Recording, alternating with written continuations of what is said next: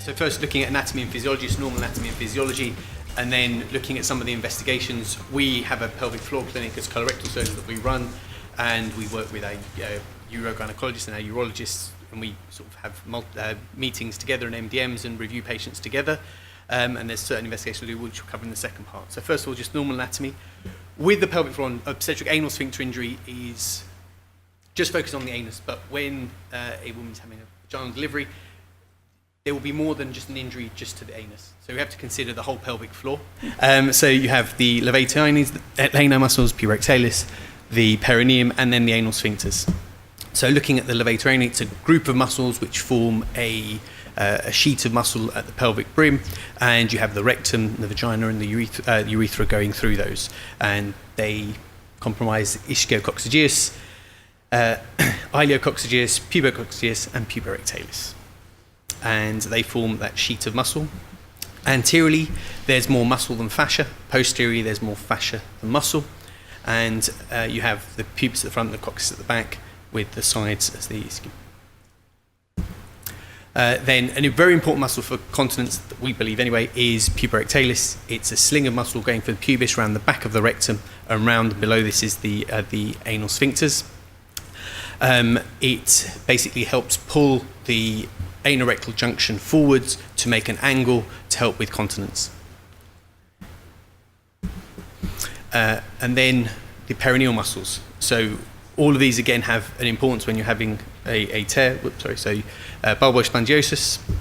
You then have the transverse perineii and the perineal body, and then the sphincters. And you'll see all of these, and the puboanalis. And on the imaging, we'll be able to see all of these muscles individually for normal and for those with injuries. And what we can see is that in order, obviously, to have an obstetric anal sphincter injury, you'll either go through part of bulbospongiosis, part of the transverse perineii, or the perineal body in order to have a sphincter to the anus. So you damage all of those muscles when you are having an obstetric anal sphincter injury. So it is damaging all the perineal muscles, which will have some effect. Maybe not on continence, but it will have some effect on their defecatory pattern. Then obviously we have we did change this, but it's close to come off. So then there's the nerve supply, and obviously having a vaginal delivery, you will affect the nerve supply to the anus and the pelvic floor muscles. Okay, it obviously it can get slightly compressed, it can get stretched, and obviously you have the para-aortic sympathetic plexus, and then going down to the superior hypogastric plexus and the hypogastric nerve, which are the ones of most importance. And as I said, the main ones for rectal nerve supplies from the sympathetic is from the hypogastric nerve plexus, and parasympathetic from S234, and then we have pain fibers from both, and that's for the rectum, the upper part, and then looking at the perineal area and the anal canal. With the anal canal, it varies between 2 and 4 centimeters. If you look at anal canal, where do you measure it from? You have the external sphincter and puborectalis. Obviously, most people would measure the anal canal length from the anal verge, or the distal end of your external sphincter, to the top of puborectalis. And then the lining of the bowel in the anal canal up to the dentate line, you've got the columnar cell lining from the bowel lining, and then at the dentate line that converts to the squamous cell lining, and you have the dentate line where you have glands coming through to lubricate the stools, where you might get an abscess and infection. And it ends at the anal verge. All right. And this is just a lateral view. I'll get my pointer. So as we said, so from the anus, so there's your levates. It says external anal sphincter there. It should be a bit lower because puborectalis will be the sling area at the top here. Then external anal sphincter with the internal sphincter on the inside. So this is the rectum and the lining of the rectum, and there's your dentate line where you change from the columnar lining of the colon to the anal squamous cell lining. Okay, and at this point between the sphincters, you've got the glands that help lubricate the stool and help with your continence as well.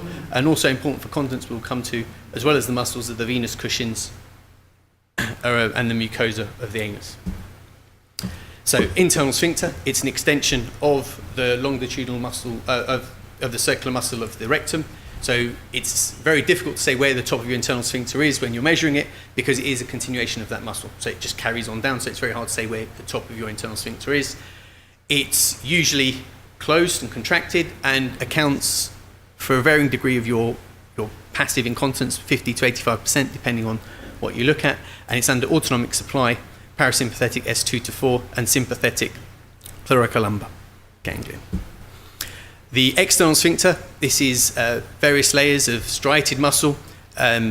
It accounts for the majority of your squeeze. So when you feel the urge to go and your internal relaxes, you then squeeze your external sphincter and puborectalis, and you hold that for a certain amount of time before that urge disappears. It also accounts for some of your resting tone, and its nerve supply again is pudendal nerve S234, which in the UK, if you can't remember it, it's S234 keeps the shit off the floor, so it's quite important. Again, nerve supply, so I said pudendal nerve S234 for external sphincter, internal sphincter, sympathetic contraction, parasympathetic relaxation, puborectalis S3 and 4 and pudendal, and sensation is mainly pudendal nerve. And as well as just looking at the structure, there is a functional component to it and how they work. As I said, puborectalis is probably overlooked in incontinence in some way because of the angle it forms to relieve some of the pressure on your anal canal. And that's why it's important to know if these muscles are injured when you have, if you have a avulsion of the puborectalis at the joint of the pubis. If there is damage to that muscle, it will affect your continence as well, not just the sphincters alone, because it relieves that pressure on the anus, so your anus has to work less hard when you've got good angle there.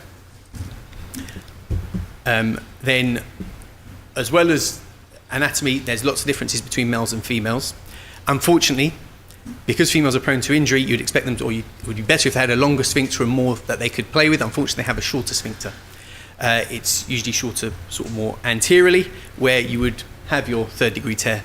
So it would have been wiser to have a longer anterior sphincter in a female than a male, but unfortunately it doesn't work that way. And looking at lengths between males and females, there is a significant difference between different parts of the anal canal. External sphincter length is shorter in females. Puborectalis is probably about the same length. And internal sphincter, again, difficult to measure, but about the same, slightly shorter in the posterior. And from the sphincters, where do you get your most pressure? Where is it working best? When you're looking at the sphincters themselves and the physiology, so when you're looking at the anatomy and the physiology, where's your best areas or what works best? It's slightly confusing because it looks here puborectalis accounts for a lot more of the pressure that you get in females, but that's only because their global pressure is less. Yeah, it accounts for a greater percentage. Where your sphincters overlap between internal sphincter and external sphincter and puborectalis, is where your muscle has the best effect. Yeah, and when you have a third degree tear, usually it's from the top end, and where the perineal body comes in is where you tear first, and that's the part of your sphincter which has the greatest pressure. Yeah, so unfortunately not the best design, not the best place to have a tear. As I said, so these gender differences again, as we said, puborectalis occupies a greater portion of the anal canal in females, but pressure-wise it's the same, and females have a shorter sphincter length. And these are within the sphincter muscles as well, you also have the different layers of the muscles, and the reason I'm showing you this is because we're going to look at imaging and normal imaging as well. So we have the various layers on MRI, so you can see the mucosa, the submuscularis level, then the internal sphincter, and then outside the internal sphincter you've got the longitudinal muscle layer with the intersphincteric fat and the intersphincteric space where you've got the glands, and then your external sphincter. More than MRI, especially for obstetric anal sphincter injuries, what we use in the UK, or what we use a lot, is for any incontinence patient, is anal ultrasound. And again, you can see all those layers and all those muscles that we mentioned before. So there's the transverse perineii. Yeah, there's actually bulbospongiosis up the top there. Okay, and then from the inside out, you've got your subepithelial layer. You've got the black layer here, which is your internal sphincter. You then have your longitudinal layer, which is this part here, and then your external sphincter in that bit. If you measure them all roughly in a normal patient, not patient, but in a normal, they're between 2 to 3 millimeters each in thickness. Okay, and that's just your normal anatomy on your ultrasound. And here you can see, again, the female normal above. So there's puborectalis, this is the top of puborectalis. There's puborectalis with your bulbospongiosis just before it closes the perineal body, and this is where you're closed and you've got a full ring at the perineal body. And as well as sort of normal anatomy, we have normal physiology. resting pressure and squeeze pressures. We measure this using anal physiology tests and looking at the different important areas. We know that resting pressures for males and females are roughly about the same. Females have slightly lower squeeze pressures when we're looking at it. And as I said before, with puberectalis, it does play an important role with squeeze pressures and how the anus and how you function with your incontinence, with your continence. Okay? Again, these are normal values for physiology. You can see from different people presenting in various publications. Physiology is one of those difficult things to interpret because everyone has a different normal range. Depending on what equipment you use and how you're doing it, you'll have different normal values. So it is very difficult to compare studies looking at anal physiology with what's normal and what's normal within any particular unit because everyone's values are different. And you can see that from this. But the one thing that is the same is females have lower pressures. Yeah, and this is looking at volumes of pressure, looking at 3D canal, and as you're pulling it just station as individual readings. And again, you can see differences between males and females. Resting pressures are about the same, but squeeze pressures are lower in females.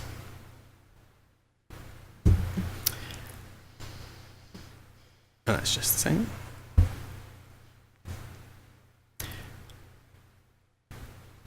Are those all non-Paris females? These are all normals, yeah. So this is all normal so far. We'll come to other ones in a minute. Okay, and as I said before, this is the same, looking at percentage of how much pressure you have within each part of the anal canal. Yeah, and you can see some rectum, which is probably just artifact, puberectalis, puberectalis and external, external and internal, and then external alone.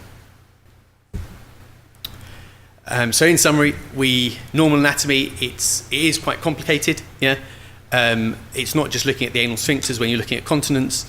You have to look at the other pelvic floor muscles. The majority of resting pressure is your internal sphincter, external sphincters, and puberectalis are more your voluntary control, so when you feel the urge to go. And then I said you have to consider with all of this, yeah, as much as you may have the scan, this is where sometimes ultrasound physiology gets a bad press or isn't as quite as reliable. There are other factors. Stool consistency, how your rectal reservoir, if you've got hypersensitive rectum, rectal sensation, as well as the sphincter function. So it's not as simple as just doing a scan, seeing the sphincters and their pressures and knowing what's going to happen. There are various other factors we have to consider as well. That's the first bit. Does anyone want to ask any questions to Alexis?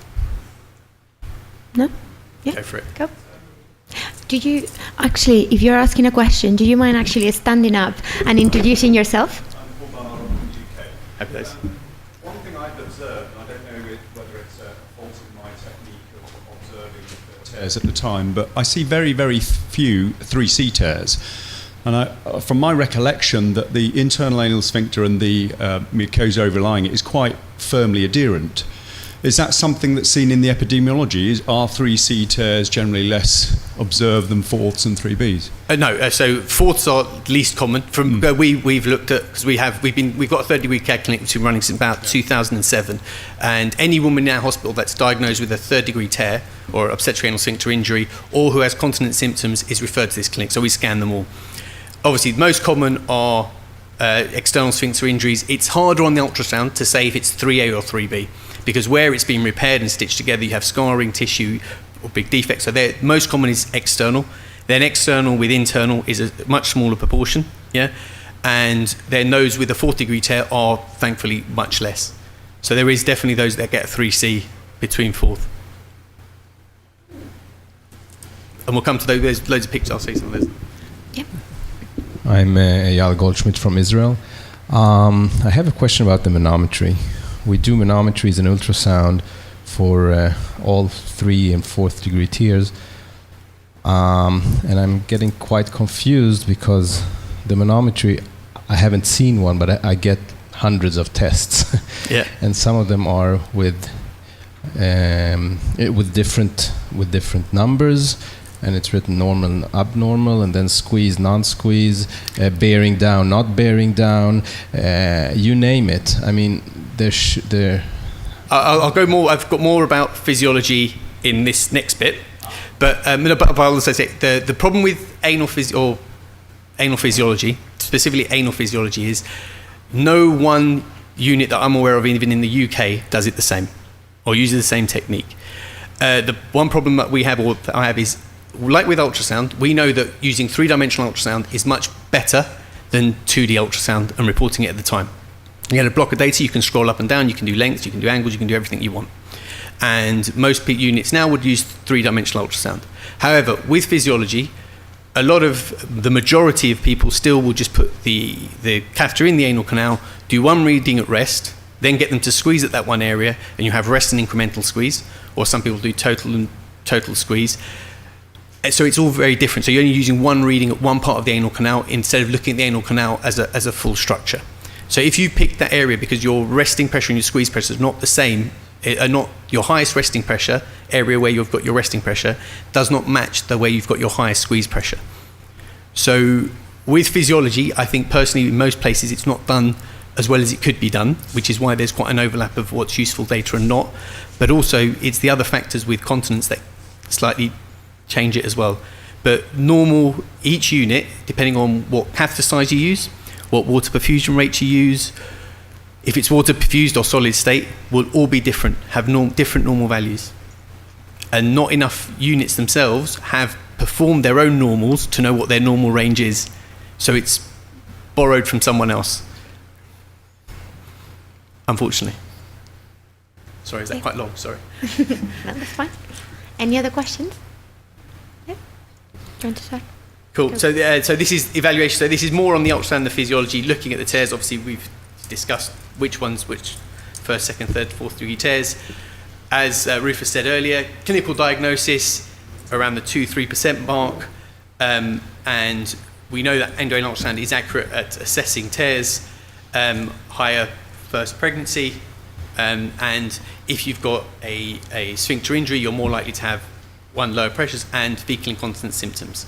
And if you've had a third degree tear with your first delivery, it's possible that your risk of incontinence symptoms following the second delivery will become worse. And looking at ultrasound, again, slightly repeating, but it is when ultrasound came in, if you look at 100 women, at least 10, or Sultan's first paper is 35, but that's gone down to nearer 10%, will have an obstetric anal sphincter injury, though we only are picking up around the 3% mark of those that have an injury. Having said that, though, might be in here, there are some that are referred as third degree tears that aren't third degree tears, so that's another interesting point. As I said, the risk factors that we'd look at beforehand, and as I said, the reason for doing ultrasound is there is a correlation between the extent of your sphincter injury and having symptoms, and that's why we're interested, because we want to prevent or find those patients who have a sphincter injury, identify them earlier, start them on various measures to try and improve their sphincter strength, their defecatory pattern, to prevent any deterioration later on. Because where we see these patients as colorectal surgeons is in their 40s, 50s or 60s, not straight away. Can I just ask, you mean the correlation between the extent of sphincter defect at the time of the defect, not ultrasound? On ultrasound. On ultrasound. On ultrasound. Because you can measure the defect axial length, and we looked at now, we've got longitudinal length actually correlates with symptoms as well. But axial length, the axial degree of injury, having a 3C as opposed to a 3B, will increase your incontinence symptoms. What was the sampling time frame with the ultrasound that showed that? For this paper, I couldn't tell you. On our ones, we actually do our ultrasounds about 3 months after vaginal delivery. And from our data as well, we found the same. And that's on a poster downstairs. And then obviously mode of repair, and you can see this on ultrasound, as long as it's repaired well by someone who knows what they're doing, however they're doing it, that's the most important thing. We see about a third of the patients that have had a repair, the repair's fallen and opened up and they have a defect that we see on ultrasound. It's not saying it was repaired badly or it was a problem with it, it just does happen. Yeah, like any wound, you're in a hostile area at that time, you don't always have as good a repair as you want. And then the investigations that we use, obviously we have anal ultrasound, MRI, and physiology looking at function. So ultrasound and MRI, more anatomy, and physiology is for function. And obviously, more importantly, clinical examination. As I said, so this is the normal ultrasound we saw earlier on. And there's puboanalis and the puborectalis further up. And then we have, first one is scarring to the transverse perineii. So you can see here on the normal, this is the normal side with your transverse perineii coming in. There's your bulbar spongiosis. Sphincters are actually intact, but you've got, so this would be a second-degree tear. You've actually injured your transverse perineii rather than your sphincter itself. Yeah? And this is patient referred, thought to be a third-degree tear. Even though you might say it should be easy to decide if it's a second or third-degree tear, I'm not an obstetrician, but I can imagine it's quite difficult when you're going into an area like that to actually really be 100% sure what you're looking at. But I'm just, I don't know, not used to it. And then, obviously, there's your external sphincter. It's in the canal, and you can see we have a defect to the sphincter. You can see where the tear is running down towards the sphincters from front to back. So you've actually gone through part of your perineal body and your transverse perineii to the external sphincter. And here we have an overlap repair. So you can see here, internal sphincter is intact, and you have your external sphincter here coming round with the other end of your external sphincter coming up to here, and that's an overlap repair. And unfortunately, sometimes we see these, which is your fourth degree tears, where you have, third degree tear, where you have your internal sphincter defect. There's your internal sphincter here to here, and your external sphincter defect the same. On ultrasound, it's impossible to say if it's a fourth degree tear or a 3C. Yeah, that's more on clinical examination if they've got any perineal body left. And this is obviously after 3 months, the mucosa actually grows back. So it's impossible on ultrasound, and when we see them, to say which one accurately it is. So that's ultrasound. From the ultrasound, we see if they've got an injury or not, or if they've got a repair, and if it's intact, or if they've got no injury at all. And then physiology. That gives us a greater idea of their function. The main ones are anal physiology, which we use, but there's also balloon sensation. You can look at rectoanal inhibitory reflex, which shouldn't really change following delivery, but sometimes it does. There's barostat studies which look at rectal compliance, which are more for research rather than using clinical use. Pudendal nerve termomotor latency would be a very useful test, because your pudendal nerve definitely does sustain some injury with a vaginal delivery. Unfortunately, the test we have is not very good. So and we'll come to that in a bit, and electroanal electromyography, which again, more research. What we do know, and why we do this, is we know that resting and squeeze pressures are low with patients with incontinence, but as I said, there is great overlap, and that's because of the different techniques and the other factors that relate to your continence. Things that we know with manometry, it doesn't really change when you have a caesarean section. It does rest and fall, the rest and squeeze pressures do fall following a vaginal delivery, though the earlier you do it from their vaginal delivery, the longer you leave it, they do get an increase. So it's timing when you look at it to make any decisions on what you're going to do. There is a definite increase the longer you leave it following their vaginal delivery. So if you do it too soon, everyone will be low. And in instrumental delivery, more because they've unfortunately more likely to have had an injury, their pressures will be reduced even further. And again, looking at normal values and looking at, you will have higher pressures in nulliparous women rather than those who are multiparous, and as I said, squeeze pressures lower postpartum. When you have a good repair, and this is the bottom one, is when you're looking at those who've come and had a repair following, so they've got an injury and they have a repair, maybe a few years after they've had their third degree tear. Once you rebuild that sphincter bulk anteriorly, and the longer length of anterior sphincter you have, the better their pressures get as well. So having a repair, or a good repair at the time if you can, is very important. And lower resting pressure is associated with internal sphincter defects as well.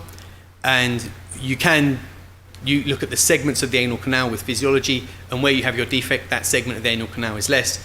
But to be honest, that's not really used much nowadays, or at all, because that's where your injury is, because you've got the ultrasound, which is better at looking at anatomy. Then the tests themselves, so resting pressure, just pop the probe in and you get a baseline reading, which you can see here. So this is your anal curve. So this is anal verge down here. This is you come up towards the rectum. This is pressure in the rectum, and you can see that just shows you resting pressure. Yeah, and this is just one. So the investigator see on someone who's got a sphincter injury, that will be the green is lower pressure, the red is higher pressure. It's all color coordinated to make it easy for you to see. Yeah. So someone with lower resting pressures, that would be less, and that's just this is just normal what they look like. and then squeeze. Again, as we ask them to squeeze, you can see where they're resting, and you can see how you've got external sphincter where it overlaps internal sphincter and puborectalis forming your squeeze. Yeah. So they're the two readings you usually get from where I was asking before from your physiologist regarding what normal pressure is. You'll get a rest and a squeeze. However, endurance and how long they can squeeze for is quite important. Yeah. So we actually get them to hold for at least 20 seconds. Because as you know, when you feel the urge to go, you squeeze, you hold it, you wait a set period of time, and then that urge disappears as your rectum relaxes. Yeah? So what's more important is that someone can maintain that hold for a set period of time. Yeah? What that period of time is under debate, but we go for about 20 seconds. Yeah? And if you think about it, that should be enough. So this is normal. With abnormal, they drop off a lot quicker. Yeah? But when you ask for your normal pressures, you'll get the highest pressure that you'll get a rest, the highest rest you can get, and you get the highest squeeze. No one really looks at endurance, yeah? And no one, or not often do you get much about cough, yeah? Because when you cough, you would expect to have an increase in your sphincter pressures as well, yeah? So you can see where the patient coughs and where the pressure goes up. And you can see that, because that's in the rectum. You can see the red bit there as the pressure goes up within the rectum as well. That's more intra-abdominal pressure. Okay? Rectal inhibitory reflex, this is if you've got Hirschsprung's, this disappears, yeah? But when you look at this and when you look at it in patients, when you get a prolonged rectal anal inhibitory reflex, so when it takes longer, so as you fill your rectum, yeah, and your rectum gets to a certain sensation where you feel the urge to go to the toilet, your internal sphincter muscle relaxes and then your external sphincter muscle contracts, yeah? So with this reflex, the longer you have from that relaxation period, yeah, the more likely you are to have any incontinence symptoms. And we, again, are not sure how that changes following delivery, but that will have some effect. And then the last one, or pudendal nerve terminal motor latency. If this test worked well, this would be brilliant to know how your pudendal nerve changes following vaginal delivery. But unfortunately, the test itself is flawed. You don't have good, you can't repeat the test well enough to say it's accurate, and the numbers that you get can change from 2 people doing it 5 minutes apart. So it's not accurate, so we actually stopped doing this because it doesn't give you any useful information at all, unfortunately. It would be a brilliant test if it worked, but it doesn't. I thought I deleted these earlier on, but these are some of the, because it just came back on that one, isn't it? Yeah, so these are some of the, this is from our clinic, and we have an obstetric anal sphincter injury clinic. Just to show you some of our results between 2008 and 2012. Actually, Paula presented most of these, I think, last year. Or was it the year before? Last year. And I said, most women all women with a diagnosed third degree tear will come to our clinic and they'll have ultrasound and then physiology if they've got a sphincter injury or if they're symptomatic. And you can see the majority are primiparis, quite a significant number have had an episiotomy or a forceps delivery. And looking at sphincter injuries, as I said, clinically we diagnose about 2 to 3%. But ultrasound spots about 10%. But of those that are clinically diagnosed as well, about 20% actually don't have an anal sphincter injury, and they've actually only injured their perineal muscles. Then you can see those that had symptoms. The problem with looking at this and looking at symptoms is very few do have symptoms. The main symptom we had was flatus incontinence, but if you look at passive incontinence or fecal urge, the numbers are very low, so we need more numbers to actually see if there's a significant difference. But those with an injury did have high rates of flatus incontinence and fecal urgency. Then looking at physiology, as I said, we do the full test, and those who have scarring or no defect have better pressures than those with a defect, and much better pressure than those with an internal and external sphincter defect. So from all the numbers that we've had so far, we found that there is a correlation between their injury and their incontinent symptoms and their physiology, but also those with a good repair had an improved physiology and better function. Because of the numbers we don't, and the level of the incontinence rates, we can't say that they had less incontinent symptoms, but hopefully that would be the case. And like I said before, so we should be getting at least 15% of the vaginal deliveries going through, or 14% coming up to see us to have a scan, but we don't. We still get 2%. Yeah. So there is a huge number that are being missed. Yeah. For whichever reasons. And we try to find these patients at this time to, one, offer them various treatment, so they go for biofeedback, physiotherapy, to prevent any future deterioration. And then the other question is, if you've got someone with a significant injury, what advice for future delivery do you give them? But I have a question, actually. I mean, we don't routinely do ultrasound and manometry on all the patients. I mean, personally, I struggle to believe that all 3As who come to my clinic, you know, between 8 and 12 weeks post-delivery, who are completely asymptomatic, actually require ultrasound and manometry. I'd be happy to see the evidence, but I'm struggling to... I would agree with you. Right. Yeah. But we don't know which ones do actually have a 3A or further. Yeah. And we're lucky we've got a nice charity who helped set this up for us and help us do it.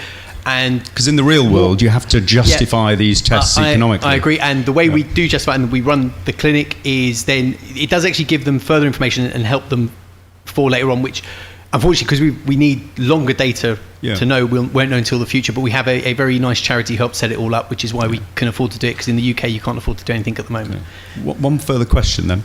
If you see a defect on ultrasound at 3 to 6 months post-delivery, can you still see that defect, e.g. 5 years later? Yeah, we have a fair amount of patients who may come, get better, go away, and then 5 years later their symptoms recur. Because for us, ultrasound, we've got the machine that it's very easy for us to do. We get it, and they have the same picture. It does change. When the earlier you do it, you have a greater hypoechoic area where the scar is, but where their defect is, later on that sort of fades into more of a scarred area, but they still have the same, doesn't change. Yeah.